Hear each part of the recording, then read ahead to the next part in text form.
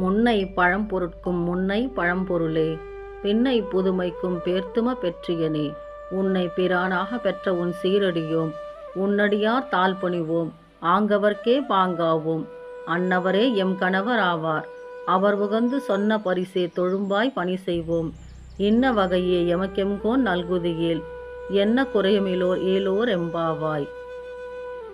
பழமையான பொருட்களுக்கெல்லாம் பழமையான முதல்வனே, இப்போது தோன்றிய புதுமையானவற்றுக்கும் புதுமையானவனே, உன்னை பிரானாக பெற்ற உன்னுடைய நேர்த்தியான அடியவரான பக்தரான நாங்கள் உன்னுடைய அன்பர்களை அடியவர்களை வணங்குவோம், அவர்களுக்கே நண்பர்களாவோம், அத்தகையவரையே நாங்கள் மனம் செய்து கொள்வோம், அத்தகையோர் சொல்லும் வகைப்படியே அவர்க்கு அடியவர்களாக பணி செய்வோம், இவ்வாறே எங்களுக்கு அருள வேண்டும், இப்படி அருள் செய்தால் எங்களுக்கு எந்த குறையும் இல்லை.